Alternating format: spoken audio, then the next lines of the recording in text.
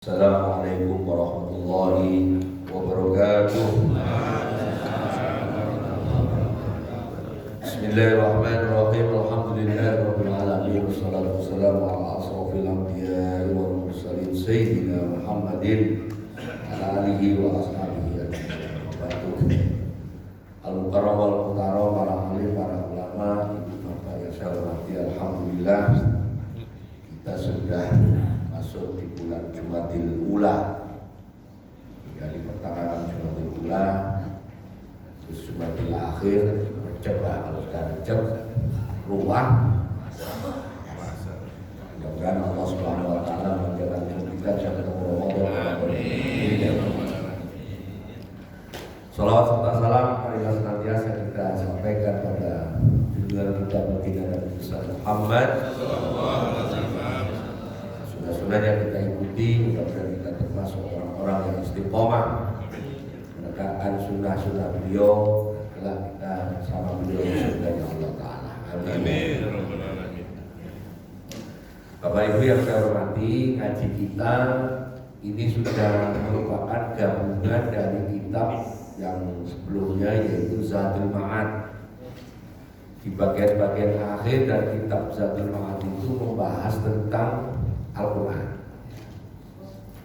Namun karena saya ingin kajiannya lebih dalam dikit gitu ya, bukan terlalu dalam, saya ambil dari banyak kitab, termasuk kitab Al-Itqan atau kitab Asrar Tartibnya atau kitabnya Imam Jalaluddin Asyuyuti yang ketika menulis kitab Tafsir Jalalain, dan juga kitab Marolabid atau kitab Tafsir Al-Munir yang dikarang oleh ulama Nusantara Syekh Nawawi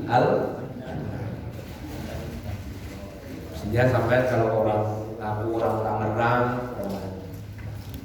orang Balaraja, orang Legok, orang Kebonanas, orang mana lagi? Binong ya, yang tidak lain orang Banten mestinya punya kitab Tafsir Munir, itu mestinya punya. Ada 10 jilid. Saya pernah nemu kitab ini, bukan nemu, di pasar Pandeglang di Palu, kiosnya kecil jual kitab Tafsir Munir. Saya beli. Apa kata yang jual?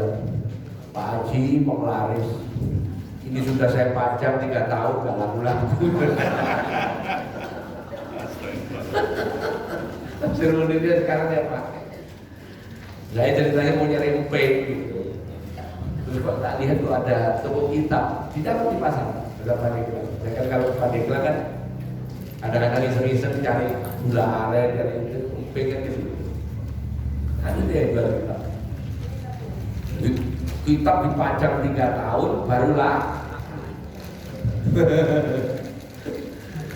Nah, ini orang Indonesia itu orang Islam lah, nggak begitu seneng baca. Makanya sampean ngaji di Masjid Al-Hidayah ini difasilitasi oleh BKM, difotokopiin itu gratis, tis nggak beli.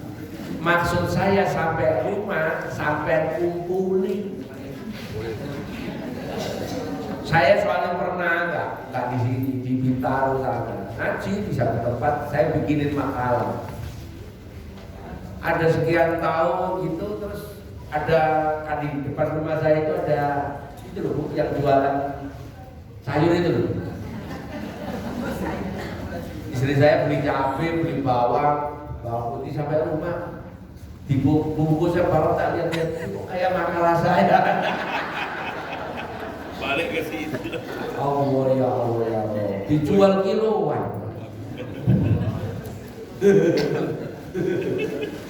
Makanya ada beberapa masjid di Bintaro itu udah gak pakai kertas, langsung dari file itu di setelnya handphonenya. Tapi sampai saya yakin lah, insya Allah penduduk atau jemaah Masjid Al-Hidayah di sini menghormati ayat-ayat, hadis-hadis atau hukum-hukum atau apapun pelajaran yang ada dibagi oleh DKM. Insyaallah ya. Saya punya teman itu punya 10 file, 10 binder ngaji dari tahun 2003. Ya kopi itu. Suatu saat saya ke ngaji di rumahnya dia, tak lihat-lihat. Saya pernah ngaji gitu, terus diambilnya berin-berinan zaman dulu. Nah kita hari ini membahas bagian nomor 5. Kemarin kita bahas apa? Kafi, tabarok, ya, waqi'ah, ya, keutamaannya, kapan bacanya, kemudian fadilahnya apa, ya. Kemudian kira-kira kaifiahnya bagaimana. Nah hari ini kita bahas surat yang penting. Mestinya ini nomor 1, tapi karena ya nggak apa-apa namanya kaji kan bisa dibalik-balik. Yang penting isinya dapat. Surat Al-Fatihah itu pernah saya sampaikan di sini, surat yang namanya yang nggak ada di dalam ayatnya. Namanya tidak ada di dalam ayat. Padahal 114 surat itu hanya 2 dari 114 surat itu yang namanya surat tidak ada di dalam ayat-ayatnya. Apa? Al-Fatihah dan ya apa ya? Nah, ilmu ini nggak pernah harus hafal. Besok kalau anaknya, cucunya punya PR, Nek, atau cucunya panggil nenek itu apa? Ya. Uti, Bauti ya. Bauti, ini aku dapat bayar nih surat, namanya surat yang nggak ada di ayatnya mana? Cemen itu. Neneknya itu keren, Al-Fatihah sama Al-Ikhlas. Wah cucunya, Mbak Putri saya jos. Ya, surat ini terdiri dari 7 ayat. Ulama sebagian besar menyebut Bismillah itu bagian dari Al-Fatihah. Ini rumus dulu ya, karena nanti kita akan bahas perbedaan. Ada yang mengatakan Bismillah itu di dalam Al-Fatihah sama dengan Bismillah di surat lain. Tapi kalau punya Quran, di atas Qul a'udzu birabbin nas ada Bismillahnya enggak? Ada kan? Yang enggak ada cuma 1 di surat nomor 9 Taubah, enggak ada Bismillah. Jadi karena gara-gara Bismillah ditaruh di setiap surat, terus ada pendapat bahwa Bismillah yang di Al-Fatihah pun itu bukan surat, hanya perantara. Karena Bismillah yang asli ayat itu di surat Naml. Innahu min Sulaiman wa innahu bismillahirrahmanirrahim. Itu Nabi Sulaiman nulis apa? Surat ke Bilqis. Innahu min Sulaiman, surat ini dari Sulaiman. Innahu bismillahirrahmanirrahim. Di atasnya ada tulisan bismillahirrahmanirrahim. Nah, surat ini turun di awal ketika Nabi jadi Rasul. Jadi ketika Nabi diangkat jadi Rasul, umur berapa? 40. Nabi, rata-rata Nabi itu diangkat jadi Rasul umurnya 40. Tapi ada Nabi yang lebih muda diangkat jadi Rasul, Nabi Isa, umur 35. Ya karena Allah yang tetapkan umur 35 walaupun belum 40 karena ya boleh. Kalau ketentuannya 40 terus dipaksain minta tolong MK ya nggak boleh mestinya. Bulan lah. Sampai kok eling aja. Saya ngaji di sini tuh paling seneng loh. Saya itu kalau lagi lagi rumah untuk nyari ide, saya nyari idenya di sini. Pertanyaannya bapak-bapak di sini ini kan ya ada yang lucu, ada yang serius. Ya. Kalau yang lucu itu ya, sambil nyetir ya saya ketawa ditanya. Nah, ketika Nabi berkhalwat, berkhalwat itu menyendiri.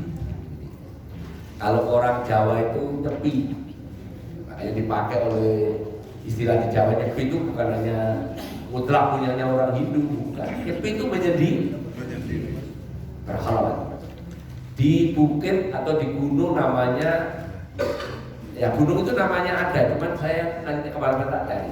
Tapi kelak diberi nama Jabal Nur. Nama gunungnya itu ada, cuman nama Jabal Nur itu pemberian orang sesudah Nabi ketika terima wahyu di gunung itu. Saya doakan yang belum pernah ke sana, gunung itu saya doakan bisa berangkat haji, berangkat. Saya waktu tahun 2004 ngajak istri saya, ngajak umi saya ke sana. Itu ngos-ngosan 1,5 jam ini baru sampai atas. Memang gitu. Ke atas. Nah setelah turun surat apa yang pertama turun? Al-Alaq.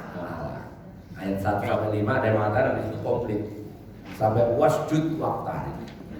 Terus turun surat Al-Muzammil. Nah, ingat ya, Al-Muzammil. Al-Muzammil yang turun pertama itu nggak komplit. Tapi Al-Muzammil itu ayatnya 20. Yang turun pertama itu 1 sampai 9. Nah, intinya Nabi Muhammad diangkat jadi Rasul, di situ di malam hari disuruh bangun, disuruh sholat. Jadi kalau ada yang bertanya, apakah Rasulullah ketika jadi Rasul sholat? Sholat. Pertanyaannya apakah wudhu? Nah, baru terus ulama ketemu hadis di Sahih Bukhari. Jadi ketika habis terima dari Gunung Nur itu turun gemetar. Karena seumur-umur nggak pernah ketemu orang atau makhluk yang seperti malaikat itu, belum pernah. Gemetar, tidur, tergigil. Ibu Khadijah itu nyelimuti. Ibu Khadijah itu sama Nabi Muhammad itu sayangnya itu udah total. Makanya saya agak tersinggung ketika dianggap Nabi Muhammad menikahi Khadijah itu pengangguran, itu agak tersinggung. Tapi Aisyah jadi orang. Nabi Muhammad itu menikahi Ibu Khadijah. Ya. Paham ya? Saya ngomongin paham ya? Orangnya paham ya? Kalau dekat saya tak takut. Nabi Muhammad itu waktu menikah dengan Ibu Khadijah itu umur berapa? 20. Muda. Itu mas kawinnya onta 10 yang onta terbaik. Yang kalau jenengan haji itu rata-rata onta yang biasa terbaik di Mekah itu 50 juta. Jadi mas kawinnya itu ada 2. Pertama onta, yang kedua dinar. Dinarnya itu ada yang mengatakan berapa ukian itu, tapi pernah saya hitung kalau dengan harga emas sekarang 1.500.000, benar ya? Turun berapa? Di mana? Ada yang bilang turun tadi? Naik terus. Saya ini kan sering nganterin istri saya beli emas, makanya tahu. Jangan dibohong.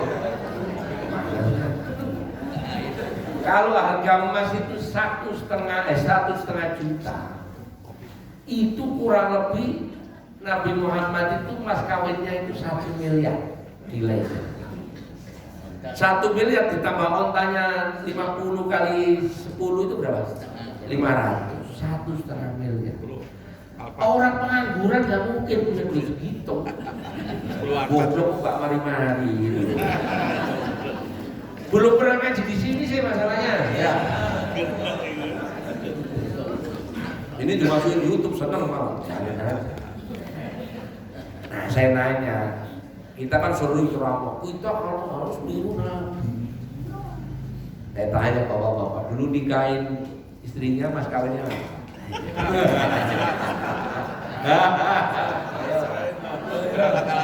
Ayo. Ngakunya saya umat Nabi Muhammad SAW. Nabi Muhammad itu walaupun belum Nabi, masih muda saja, belum Nabi aja mas kawinnya 1,5. Alfat. Mas kawinnya saya tanya apa? Seperangkat alat sholat. Pek opo? Kirinan. Itu meledek-ledek Nabi Muhammad pengangguran gimana? Mendingan saya itu mas kawin 25 gram mas. Kalau 1,5 juta, kalau 20 gram berapa juta? 40 juta. Padahal waktu itu saya pegawai negeri, jadi masuk BUMN itu statusnya pegawai negeri, golongannya 3A. Gaji saya itu 257.000. Hebat. Untuk bayar kos-kosan habis. Itu kalau waktu itu karena belum ceramah ya susah mencari duit ya gitu. Jadi Nabi Muhammad itu sangat disayang oleh ibu Khadijah. Begitu menggigil nggak usah langsung dikemuli, dicelimuti. Makanya suratnya namanya Al-Muzammil, orang yang berselimut. Dibangunkan oleh Allah, diperintah untuk mengerjakan sholat malam. Nah, sholat malam bagi Nabi ila yaumil beliau wafat, sampai beliau wafat itu hukumnya wajib. Waktu itu yang sudah masuk Islam itu 2 orang. Setelah Nabi datang, aku bawa agama dari Allah, risalahnya Allah, aku diangkat jadi Rasul. Maka yang mengucapkan syahadat pertama kali siapa? Ibu Khadijah. Ibu Khadijah Al-Kubro. Beliau ini pengusaha konglomerat. Terus yang kedua siapa? Ada siapa? Waraqah belum. Ali bin Abi Li. Waraqah itu kan hanya pamannya ya, anaknya aja. Beliau mengatakan beliau bersyahadat, ada yang tidak tahu. Tapi catatannya memang beliau mengkonfirmasi bahwa tanda-tanda Rasul akhir zaman itu ada pada Nabi Muhammad SAW. Salah satu tandanya di punggungnya itu ada bendolan daging nonjol gitu, segede telur burung dara. Kalian tahu burung dara? Burung merpati.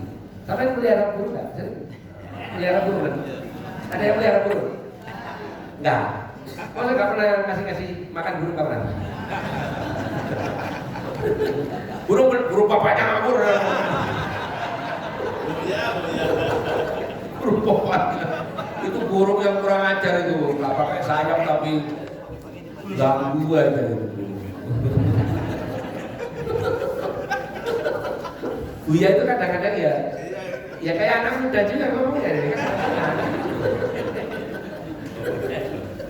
Jadi di punggungnya itu ada bendol. Nah, kata Waraqah, salah satu ciri Nabi akhir zaman ada bendolan di belakangnya. Dan itu persis ada pada diri Nabi Muhammad Sallallahu Alaihi Wasallam.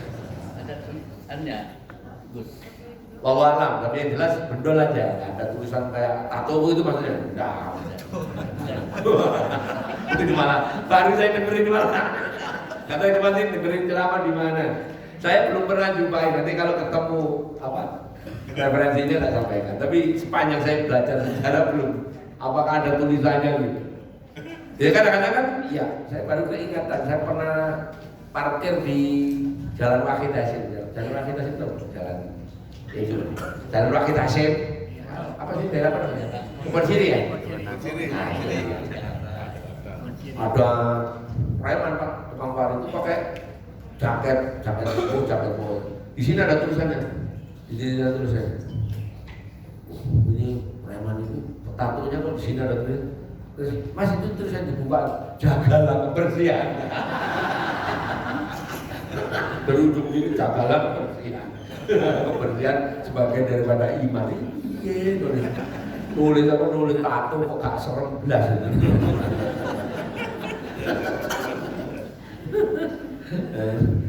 Jadi turun Al-Muzammil, terus Al-Mudaththir. Di Al-Mudaththir malah kalimatnya kum fa'andir wa rabbaka fakabbir wa thiyabaka fatahhir wa ruzza fahzur wala tamnun tastaksir.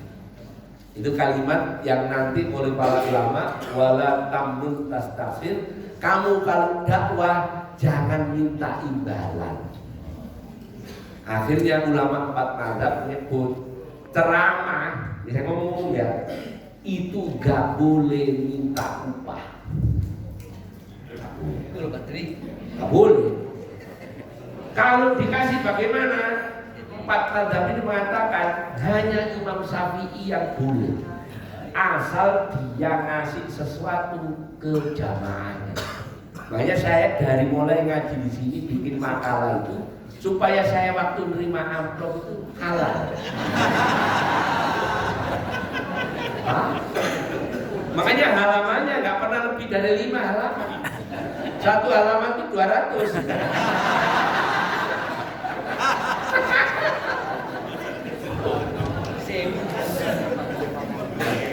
Kali 5 berapa? Juta. Ya karena saya nggak pernah nambah halamannya, ya Pak Tri nggak nambah kan gitu.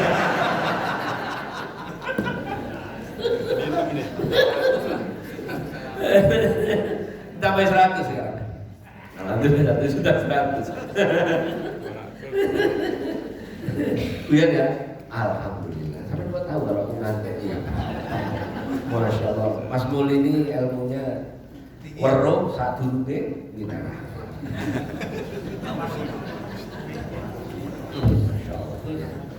Oh langsung tanya apa bang? Bedanya mutatil dengan mutakhir. Mudatil. Mudatil. Iya. Sama-sama selimut. Iya. Apa bedanya? Kalau muzammil itu orangnya berselimut, sama mudathir juga orang yang berselimut. Tapi kalau muzammil selimutannya lebih rapat, kayak orang menggigil. Ya. Kayak orang menggigil. Makanya di Quran terjemahan muzammil yang diterjemahkan orang yang berselimut. Ya ayuhal muzammil. Al muzammil itu isim, berarti gambarkan Nabi yang berselimutnya. Sampai pernah kedinginan sampai selimutnya dirapetin gitu, pernah ya dia? Nah itu muzammil. Kalau mudathir sekedar dicelimutin aja. Sampai kalau tidur dicelimutin, anak kita dicelimutin aja kan. Nah itu mudathir. Tahu ya bedanya ya? Jadi muzammil itu lebih orang yang menggigil sampai celimutnya. Ibu kalau tidur berselimut apa selimutan sama bapaknya? Lah kalau itu muzammil lain lagi tuh. Antum libasul lahun wa antum libasul lahun. Ya itu libas itu maknanya. Kalau selimut yang itu libasun, kata yang tepat. Lanjut ya. Habis al-mudathir al-qalam al-lahab al-fatihah. Berarti Nabi Muhammad ketika sholat tahajud baca al-fatihah, baca. Lah terus habis baca al-fatihah baca apa? Ya surat itu aja.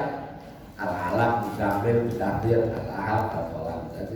Makanya nanti di akhir zaman ada umat Nabi Muhammad yang baca suratnya langganan tertentu. Itu Nabi. Tapi kalau Nabi karena memang surat yang turun cuma itu. Kalau kita apalnya cuma itu. Masalahnya kan gitu. Ya. Nah pas turun surat Al-Fatihah ini Imam Nawawi itu punya metode. Hurufnya itu dihitung. Hurufnya dihitung kayak waktu yang awal itu ya. Kafi itu berapa, Yasin berapa kan itu ya. Yasin masih ingat berapa huruf kemarin? Oh kan lali. 3.000. Hanya kalau orang baca Yasin komplit dari Yasin sampai tidak mau dasarnya kun fayakun itu subhanallah itu totalnya 3.000. Kalau satu huruf itu 10, maka kalau baca Yasin sudah dapat 30.000. Al-Fatihah dihitung dari bismillah sampai waladhdallin 142 huruf. 142 huruf itu ada 14 tasdid. 14. Nah, bismillahnya sendiri hurufnya berapa, Bu? 19. Sampai tandanya. Makanya saya punya wiridan kalau mau tidur membaca bismillah sebanyak hurufnya. Kalau mau tidur. Itu untuk sebelum baca tabarok ya. Bismillahirrahmanirrahim. Biasanya kalau saya pernah sampaikan kan, kalau masih belum tidur saya lanjutkan tabarok. Nah, istri saya sering nyampaikan saya tabaruk sampai ayat 5 terus kenal potnya udah bunyi.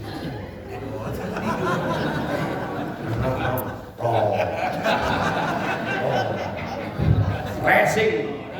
Kenal pot Kawasaki racing. Gaspol. Tapi kan ya nyaman kan, yang penting kan saya kita udah baca, bisa tidur nyenyak itu nikmatnya Allah.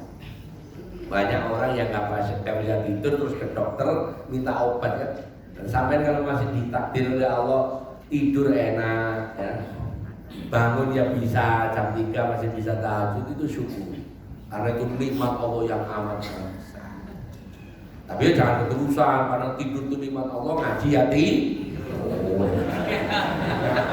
Betul ya, betul ya, gitu. Kan nikmat Allah, yang nikmat itu ya jangan ngawur penggunaannya gitu loh. Nah, Fatihah itu karena sudah dari awalnya dipakai oleh Rasul, diajarin malaikat Jibril untuk dibaca di sholat, apa namanya tadi, sholat qiyamul lail, maka hadisnya keluar, la sholata liman lam yaqra bi Fatihatil kitab. Tidak sah sholat kalau tidak baca suratul Fatihah. Tapi ulama akhirnya nanya, apakah di semua sholat tidak Fatihah? Iya, dijadi catatan kalau sholatnya munfarid. Kalau sholatnya munfarid. Tapi bagaimana kalau sholat berjamaah? Ini baru pecah dulu, pernah di Fatihah itu dulu. Tapi nggak tahu sampai diiling apa nggak ingat ya, nggak tahu ya. Ingat atau nggak lupa atau nggak ingat saya nggak tahu. Kalau di mazhab Syafi'i mau imamnya jahar maupun sir, makmumnya wajib baca Al-Fatihah. Itu Syafi'i. Sama saya yakin semuanya ini Syafi'i.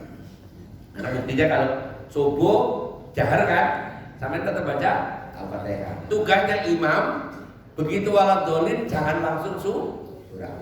Jeda dulu supaya makmumnya ngejar baca Al-Fatihah. Karena kalau ibu sholat, ini saya sering ditanya, daripada saya nanti ditanya hari ini, bagaimana Gus hukumnya?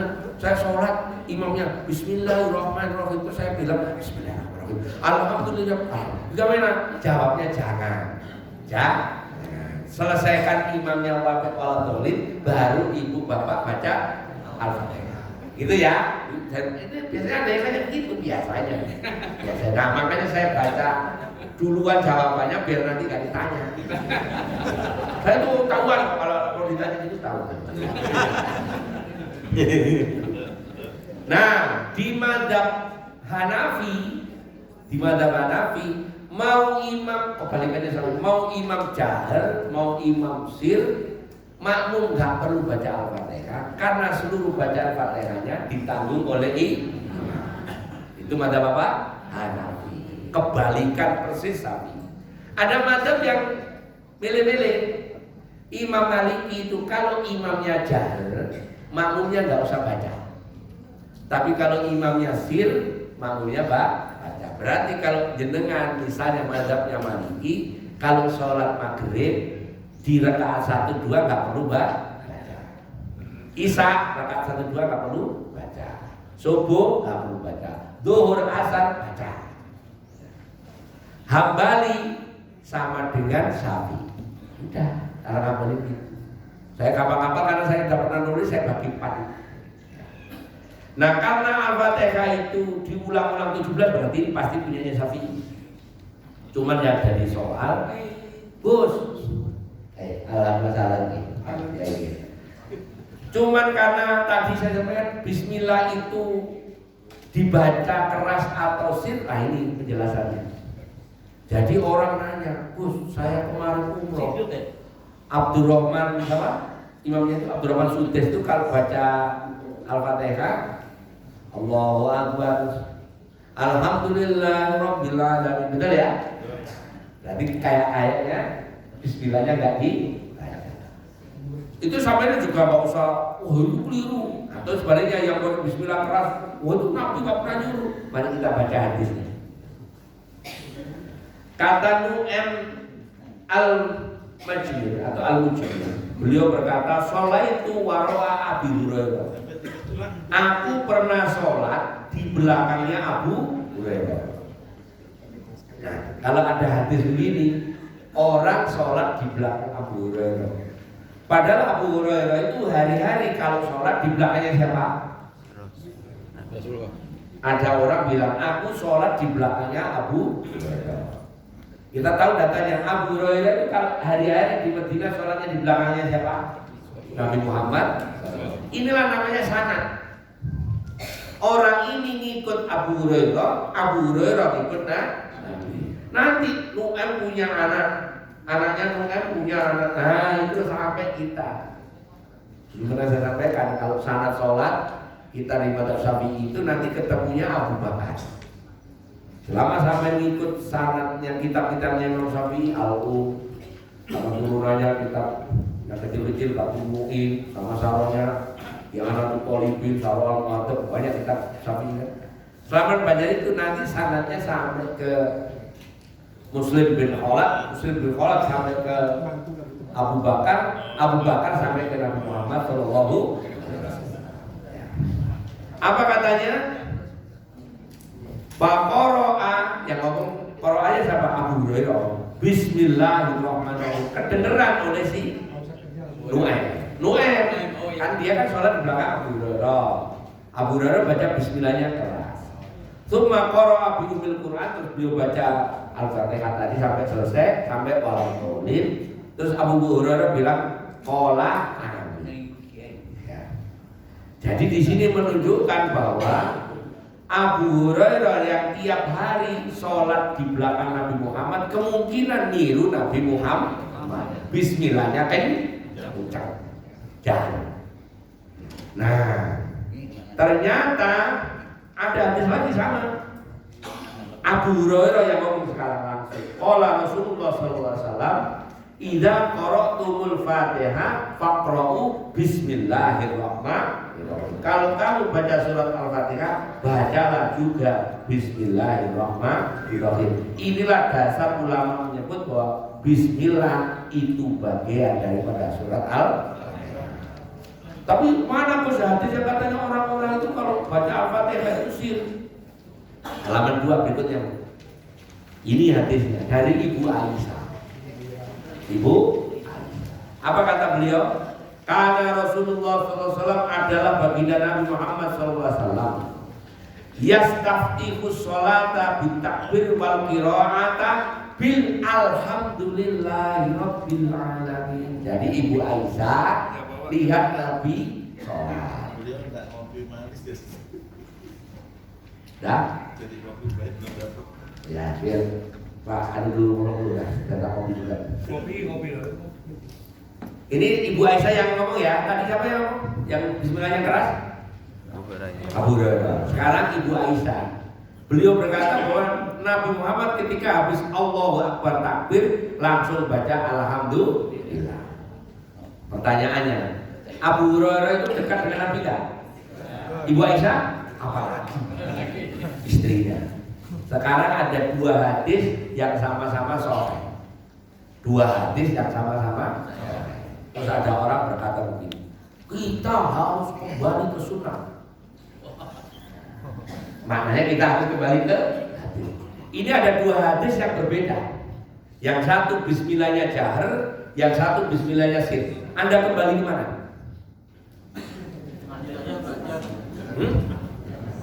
Ke jahar? Nah, yang ini nggak dipakai kan benar? Yang sir. Ke sir, ya yang jahar nggak dipakai. Makanya ungkapan kita kembali ke sunnah itu alih-alih kalau kita kembali ke sunnah nggak ada perbedaan, nggak mungkin. Tetap berbeda, hadisnya aja berbeda. Dan anehnya dua-duanya sahih. Terus sampai ngabaikan satu, oh ingkar sunnah sampai. Nah, makanya kalau ada ustadz ngaji itu kita harus kembali ke hadis. Rata-rata dia dulu belajar hadisnya nggak sampai dari. Kitabnya nggak tebel. Yakin? Saya itu kan punya syarat hadis.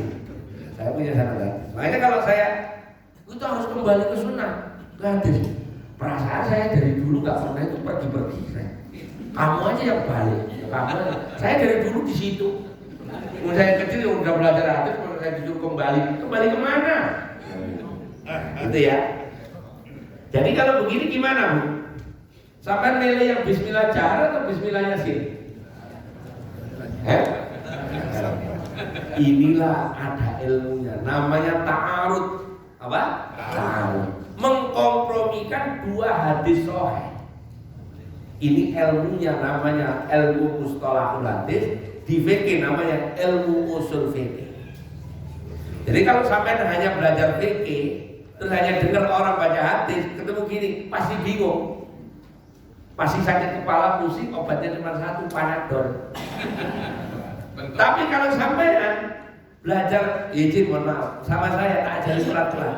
Ini ada hadis yang berbeda, walaupun isi apa sahih tapi isi yang berbeda. Namanya dikompromikan. Makanya ketemu itu komprominya, ya. Kata Anas bin Malik. Anas bin Malik itu siapa? Anas bin Malik itu sekretarisnya kabinetnya Rasul. Mayor Teddy kalau kita itu.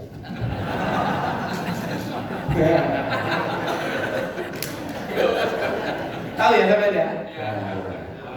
Yang nyiapin ini, kalau mau perang nyiapin ini, mau nyiapin pedang ini, Anas bin Malik. 10 tahun beliau jadi persis itu 2 periode. 2 periode jadi sekretarisnya. Jadi Anas bin Malik berkata, "Sholaitu ma'a Rasulillah." Aku pernah sholat bersama Nabi. Wa Abu Bakar dan Abu Bakar, wa Umar bin Khattab, wa Utsman bin Affan. Falam asma'u ahadam minhu yaqra'u bismillahirrahmanirrahim. Ini sama dari Ibu Aisyah. Saya nggak pernah dengar beliau membaca Bismillah. Ya. Dan terus gimana cara mengkompromikan? Ada ulama namanya Imam Nawawi, tapi bukan Al-Bantani. Imam Nawawi Al-Dimashqi pernah nulis kitab namanya Riyadus Shalihin. Pernah ngaji Riyadus Shalihin? Ya. Imam Nawawi nulis kitab namanya Riyadus Shalihin.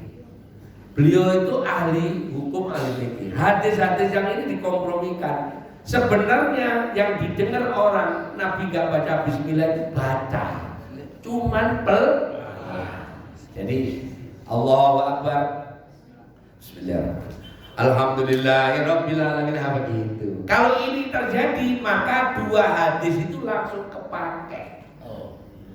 Itu namanya ta'arud. Apa? Nah, kata Buya orang Muhammad. Iya. Kalau NU langsung Bismillahnya kan? Iya nggak apa-apa. Nah, tahu ya ilmunya. Terus ini ada penjelasan bahwa ini kemuliaan Al-Fatihah. Kata Abu Hurairah, lam yunzilillahu fit Taurat wala fil Injil wala fil Zabur wala fil Furqan mithluha wa innaha sab'un minal mathani wal Qur'anul azim alladzi yutibu. Allah itu kitab suci itu ada berapa Bu?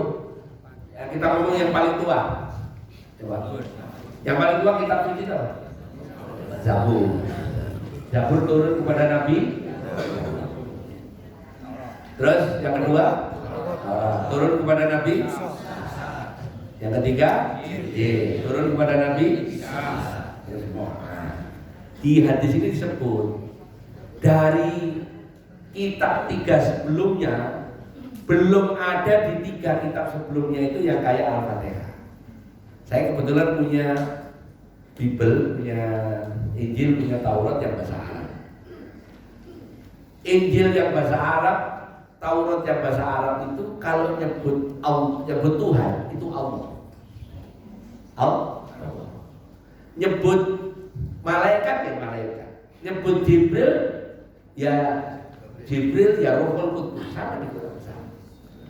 Nah, saya itu sedang nyari hadis ini dari kitab yang saya punya, Zabur maupun Injil. Memang yang mirip Al-Fatihah itu ada apa enggak? Saya sedang nyari. Dan saya nyari yang kitab-kitab yang ayat-ayat di Quran ada, di Injil ada, di Zabur ada. Tapi saya pastikan jenengan pernah tahu ayat ini apa, itu ada di kitab Tahu? Jadi saya yakin sampai apa? Bunyi Taurat itu ada dan saya temukan.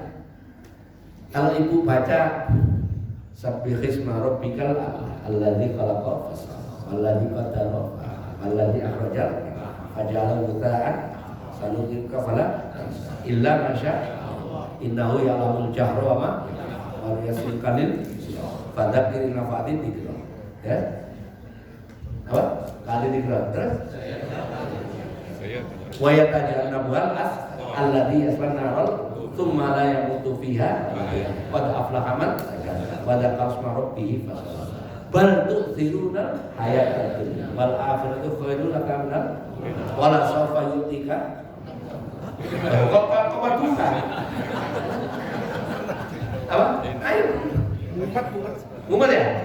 Apa terakhirnya? Wal akhiratu khairu wa abqa. Wal akhiratu wa abqa.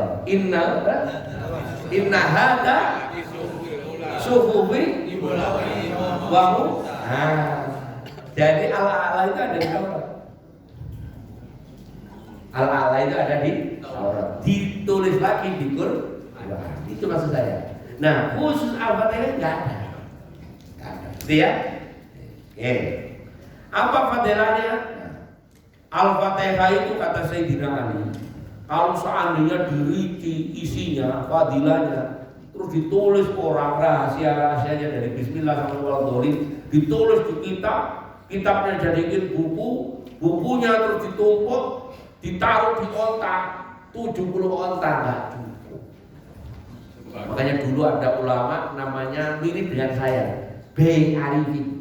Ada pernah tahu namanya? Iya. Nah, kitabnya namanya Samudra Al-Fatihah. Betul ya, Pak? Betul. Pak Surabaya. apa? Surabaya. Iya, penerbitnya Bina Ilmu Surabaya. Itu nulis Samudra Fatihah untuk menjelaskan. Wong Blitar apa? Saya ada. Nah, apa sih fadilahnya? Allah itu senang dengar umatnya kalau baca Al-Fatihah karena Allah langsung jawab. Di hadis ini dikatakan qala al-abdu alhamdulillahi rabbil alamin. Qala Allah taala hamidani abdi.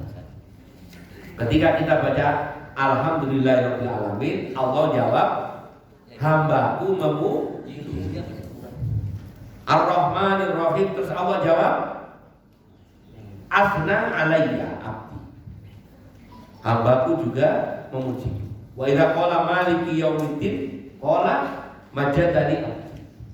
Hambaku juga menyebut aku sebagai penguasa hari kiamat. Sampai walat iya kan berdua iya kan stain, Allah terus mengabulkan semua permohonan. Nah, seperti itu. Dan kalau sampai paham sholat itu nyaman. Begitu alhamdulillah Allah jawab. Itulah dialog ketika orang sholat. Tapi karena kita belum bisa meresapi karena belum tahu ini. Bahwa setiap Fatihah yang kita baca itu Allah menjawab. Nanti kalau sampai sudah bisa meresapi, sholat nyaman. Ya. Terus itu sama. Nah, sekarang kita masuk ke fadilah yang lain. Jadi halaman 9 walaqad atainaka sab'an minal masani wal qur'anil azim. Di surat Al-Hijr disebut sungguh aku telah memberikan 7 ayat yang dibaca berulang-ulang. Al-Fatihah itu disebut as-sab'ul masani karena isinya 7 dibaca berulang-ulang. Maknanya 7 itu apa? 7 ayat. Nah, sekarang saya kembali ke pertanyaan awal tadi. Kalau bismillah tidak dianggap surat Al-Fatihah, Al-Fatihahnya masih 7 atau 6? Menurut yang Fatihahnya bismillahnya masuk. Tapi menurut yang Al-Fatihah tanpa bismillah, Al-Fatihah tetap 7. Ngitungnya gimana? Alhamdulillahirabbil alamin. Ar-Rahmanir Rahim. Maliki yaumiddin. Iyyaka na'budu wa iyyaka nasta'in. Ihdinas siratal mustaqim. Siratal ladzina an'amta 'alaihim. Ghairil maghdubi 'alaihim waladdallin. Makanya kalau orang baca Al-Fatihah bismillahnya enggak bunyi, biasanya an'amta 'alaihim waqaf. Wah. Nah kalau gitu, kalau bismillah tambahin jadi 8, enggak. Ayo kita hitung. Bismillahirrahmanirrahim. Alhamdulillahirabbil alamin. Arrahmanirrahim. Maliki yaumiddin. Iyyaka na'budu wa iyyaka nasta'in. Ihdinas siratal mustaqim. Siratal ladzina an'amta 'alaihim ghairil maghdubi 'alaihim waladdallin. Tanpa wa. Makanya kalau sampai ngimami, tolong an'amta 'alaihim, jangan wa. Bagaimana kalau kita ambil nafas? Boleh. Ada itu suratnya, ayatnya panjang, namanya tanafus atau tanafas. Boleh. Tapi kalau udah kayak berhenti, an'amta 'alaihim, wah itu lah jangan. Itu gak ambil nafas, itu memang wah. Kalau begitu, kalau bismillahirrahmanirrahim jadi 8. Nggak cocok sama ayat ini. Padahal Quran maksudnya Al-Fatihah adalah as-sabaul masah. Makro katanya. Apa? Kalau dipotong itu makro. Kalau di madzhab Syafi'i batal. Bukan, maksudnya bukan dipotong, ambil napas. Oh enggak, boleh. Bukan makro ya? Bukan, boleh. Tidak sampai makro, boleh. Ya. Kori-kori saya pernah lihat di masjid mana, ambil nafas, terus ada orang tuh ambil nafas, nggak ambil nafas kan, nggak ambil nafas mati ya. Ya apa caranya? Kadang-kadang pertanyaannya terlalu dalam, akhirnya nggak tahu konsepnya. Tapi ada yang mengatakan ayat ini menyebutkan yang dimaksud 7 Quran Asbul Masani itu adalah surat-surat panjang. Yang apa dulu saya definisinya? Surat yang ayatnya lebih dari berapa? 200. Al-Baqarah berapa ayat? 280. Ali Imran berapa? Komplit 200 pas. Al-Maidah berapa? Hah? An-Nisa berapa? Al-A'raf sampai cek ya. Al-An'am, Al-Anfal, Taubah. Jadi surat 7 yang panjang ini kadang-kadang disebut Al-Mi'un. Apa? Dari kata mi'ah itu 100. Mi'atain itu 200. Dibaca Al-Mi'un ayatnya 200-an. 200. Ini isinya Al-Baqarah, Ali Imran, Al-Maidah, An-Nisa, A'raf, An'am, Anfal, ini nyebut Al-Fatihah. Nah, apa fadilahnya? Inilah dulu terus ada istilah ruqyah. Apa? Ruqyah. Dulu ada sahabat Nabi jalan, namanya Sa'id Al-Khudri. Abu Sa'id Al-Khudri itu sahabat Nabi. Jalan di kampung, tiba-tiba ada budak ngadu, Pak, bisa nggak mampir ke kampung saya sebentar? Kenapa?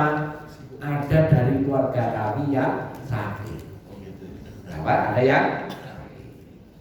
Terus Abu Sa'id Al-Khudri karena belum pernah diajari Rasulullah, belum pernah diajari susunannya ruqyah itu ayat ini, belum pernah pokoknya.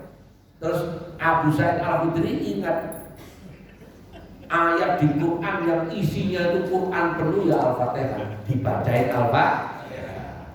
Ini orang ini diperkirakan sakit gila. Terus dibacain Al-Fatihah oleh Abu Sa'id Al-Khudri 3 kali itu sembuh. Habis itu dikasih 30 ekor kambing, dibawa pulang. Heboh, lapor Nabi. Yang nggak ruqyah tadi lihat orang baca Al-Fatihah 3 kali dapat 30 ekor. 1 ekor kambing kan 2 juta ya. Kali 30. Al-Fatihah 3 kali aja 60 juta. Saya baca Al-Fatihah di sini tuh lebih dari 3 kali. Ya.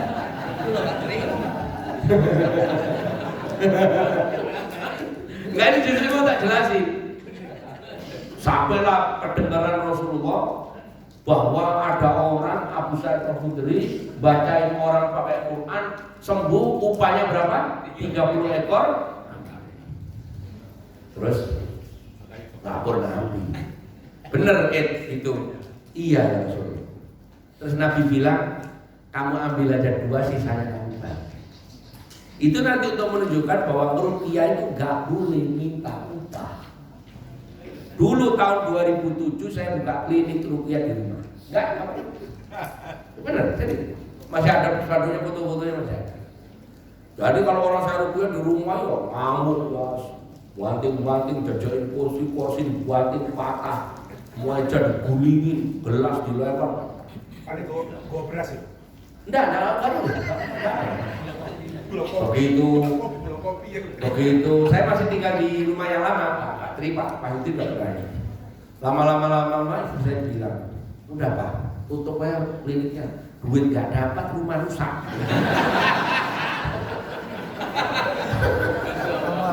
Saya tutup betulan, 2010 saya tutup.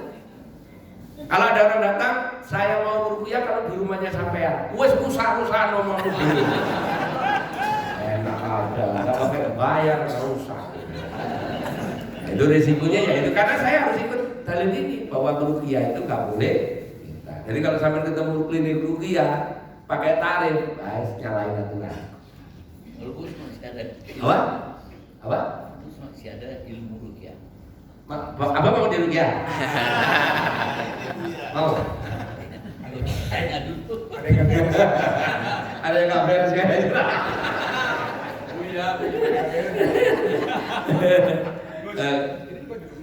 Oh Pak Mahyudin. Kota DPR waktu itu. Iya. Saya kalau diundang ketuanya beliau itu siapa itu yang dokternya dicabut itu mau saya. Dicabut ya sama UI dicabut. Ya. Jadi dibagi, kabelnya dibagi bahwa rupiah itu tetap boleh tapi nggak boleh minta uang. Nah, surat Al-Fatihah itu susunannya seperti itu. Ini saya ajarkan, ini saya ambil dari kitab Zadul Ma'ad gitu ya. Surat Al-Fatihah dapat menyembuhkan penyakit hati, ujub, biasa. Ibnu Qayyim menyebut ayat yang istimewa untuk ruqyah itu iyyaka na'budu wa iyyaka nasta'in. Ini ada di kitab yang tadi saya sebut di awal, Ibnu Qayyim Al-Jauziyah, karena kitab Zadul Ma'ad. Tapi saya punya ijazah. Ini yang dimaksud Ibnu Qayyim itu gimana cara praktekin? Nah ini. Kalau kita mau hajatnya dikabul, nanti sampai tinggal bilang qabil itu ya. Nah, kalau mau hajat sampai mau dikabul, ini nggak pakai puasa, nggak pakai pokoknya lama-lama lah. Pokoknya doanya cepat. Sampai baca Al-Fatihah. Bismillahirrahmanirrahim. Alhamdulillahirabbil alamin. Arrahmanirrahim. Maliki yaumiddin. Iyyaka na'budu wa iyyaka nasta'in wa iyyaka nasta'in wa iyyaka nasta'in 11 kali. Mulutnya ngomong wa iyyaka nasta'in 11 kali, hatinya doa. Ya Allah tanggung lunas, ya Allah. Hatinya ngomong gitu, mulutnya wa iyyaka nasta'in wa iyyaka sampai 11. Itu loh ya. Itu sering saya pakai kalau ada operasi zebra. Tahu? Operasi kuning-kuning. Nyetir, aduh nggak bawa dompet. Padahal SIM ada di dompet, STNK ada di Kelihatan. Bismillahirrahmanirrahim. Iya karena berubah iya karena STNK. Polisinya mincak lagi.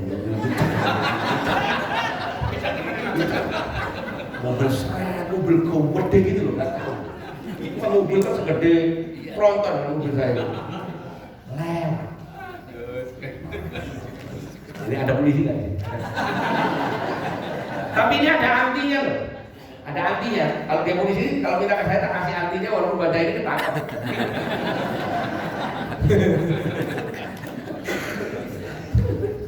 Nah ini sering saya pakai. Ya. Jadi pas iyyaka na'budu wa iyyaka nasta'in. Wa iyyaka mulutnya terus ngomong wa iyyaka nasta'in. Sampai itu pakai tangan. Iyyaka nasta'in, wa iyyaka nasta'in, wa iyyaka nasta'in. Tapi hatinya ngomong ya Allah saya ini ya Allah. Ini ijazah. Kalau sampean bilang mobil itu ya. Oh, bilang semua berarti yang enggak loh ya. Apa? Kopi itu dikatakan. Oh. Ya ada. Sampai sini selesai. Silakan kalau ada yang ditanyakan. Bulan lalu mau tanya